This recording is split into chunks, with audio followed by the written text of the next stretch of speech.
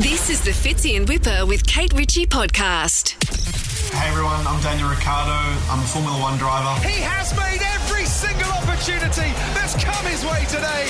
Ricciardo wins. Yes! It's leading up to the Australian Grand Prix. One man who, well, we hope that he dominates. Last time raced, 2022, qualified 7th, finished 6th, correct? Yeah. Daniel Ricciardo, welcome to the Fitzy and Whipper with Kate Ritchie Show.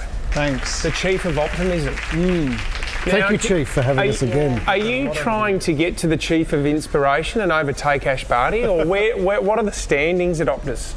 I think I can only take one chief role. That's already enough for me. Yeah. I don't want to double chief it. No, because I know Thorpe's feeling a bit threatened as well. Okay. He pulled me aside the other day and said that Dan Rick is coming down hard on me. Really? So he's really panicking. I'm just going to try and stay in my lane. I'm good with optimism. Yep. Ash is great for inspiration. Who hands them out though? Who says you're the optimistic one, or that you're? It's an underground market. Oh, I thought it was like this: paper, scissors, rock. You go that, I'll go this. No, it's Secret room somewhere. yeah. No, it's not. No, it's not at all. You are optimistic. That's what we love about you, and your whole character's been that the whole time. But what is this? This Grand Prix to you means everything, and to get on that podium must be one of your lifelong dreams. Yeah, now we have so many races. It's 24 this year, but a home race is still special because it's where you've got your most support, right? And even this weekend, family will come and a few friends and that. So it's just, it's a different feeling here, I guess. And you always want to do well. And it's the driver's parade. It's the one where I see most Aussie flags or whatever it is. And it's just like, it gives you that. Let's have a good one. When does it hit you, like in the lead up? There's a lot of Ricciardo love. And that's so exciting to see. But does that add pressure to when you find yourself then sitting on the grid? I think I would say it used to.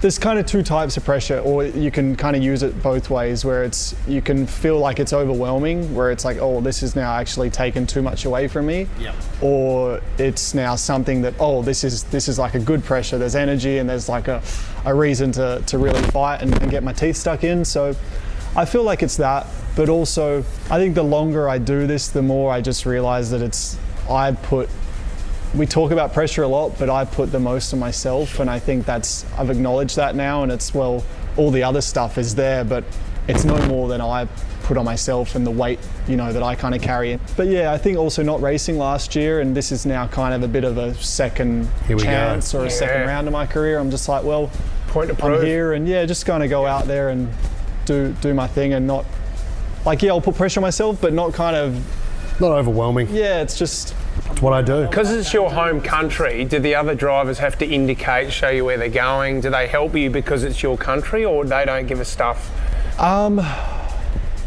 No, they don't care. They don't respect it, do they? They don't respect it at all. Hopefully a kangaroo confronts some of the drivers. I think where people are confused by yourself and where the public don't know how to act is where we are with the shoey. Because, I would suggest that your shoey work has probably inspired a lot of people around Australia and around the world. So we're better known now for the shoey. Is it still something to consider when out and about? There was a shoey cocktail in Vegas, wasn't there? Yeah. Like an actual. I didn't get royalties on that. It was $300. It was $300 a cocktail. Yeah. And it was a glass shoey. It wasn't right. No. It was clean. Yeah, it's not. That's not how it should be done. Yeah, I saw that and I was like, interesting. But no, it's funny though. Like podiums, you'll get it, but I do get some people, like on the odd night, if I am out, like I've had some people come up and deliver me their shoe. You would love that. No, you would love that. That's so fun.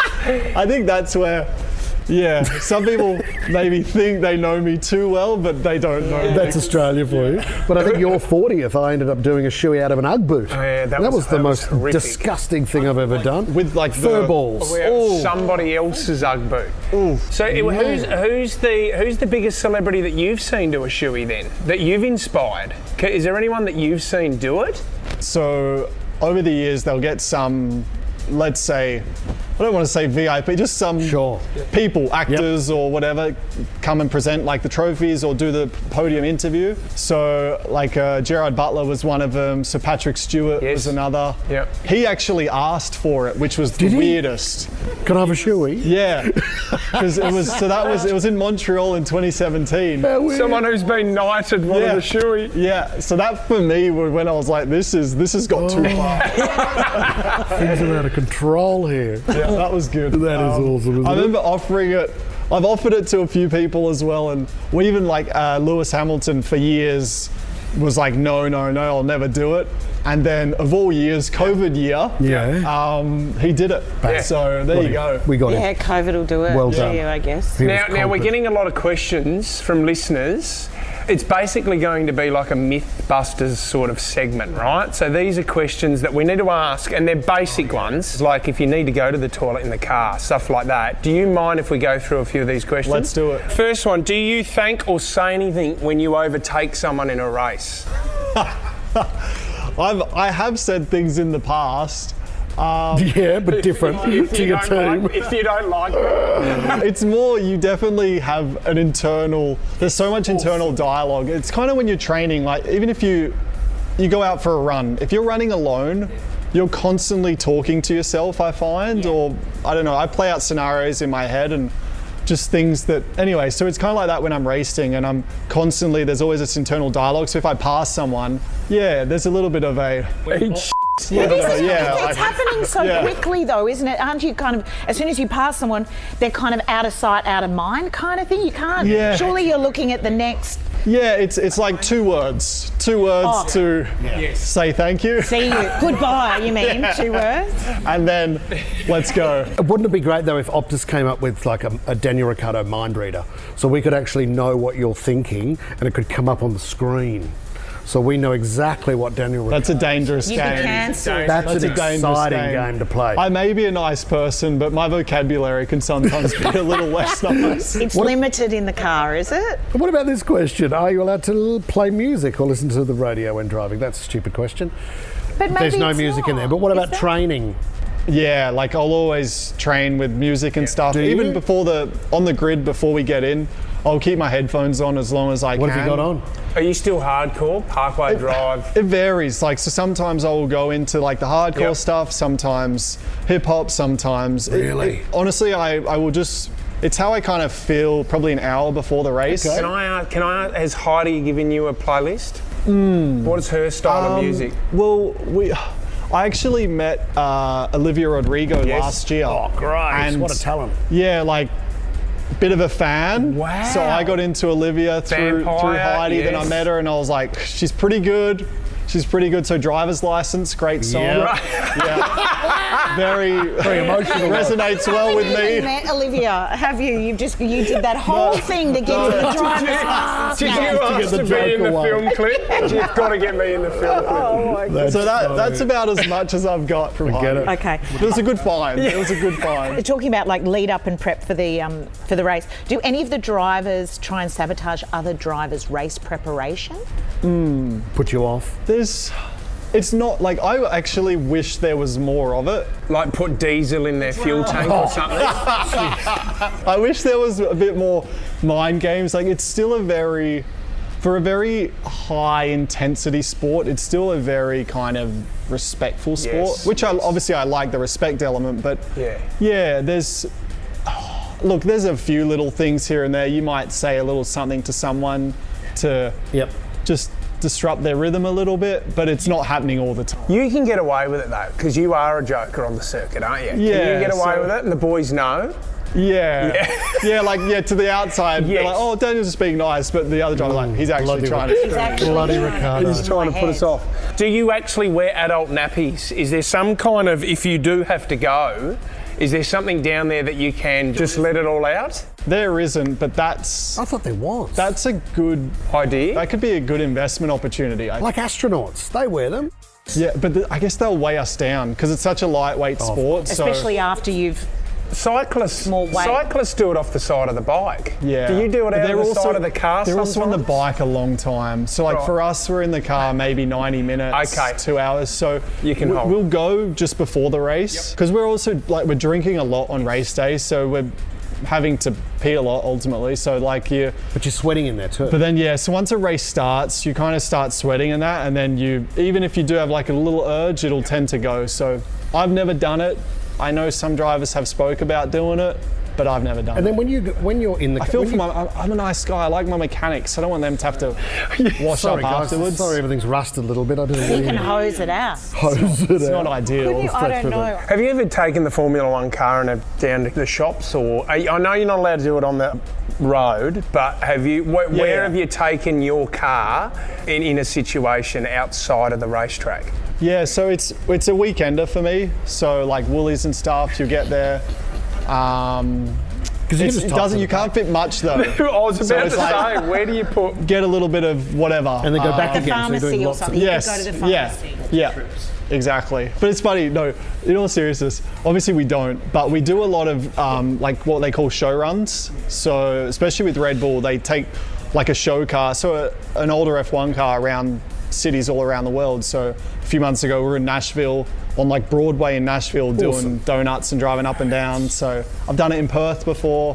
We do stuff like the that. Harbour Bridge years ago. I think Webber did it. Yeah. I think Webber did it. Mark Webber. I think they told him there was a speed limit. He didn't get to the end. Okay, so that's not on the sheet. All right, what does DNF stand for? Let's test. Did not finish. There you go. Well done. Definitely not on the sheet, not on my sheet. I'm sorry. That was a rule in HCJ. Your relationship with Optus has been, you're the chief of Optimism, you've been with them for quite a while. This is a great idea, Daniel, because you've got one of your fans to help design your helmet that you'll be wearing this weekend, is that correct?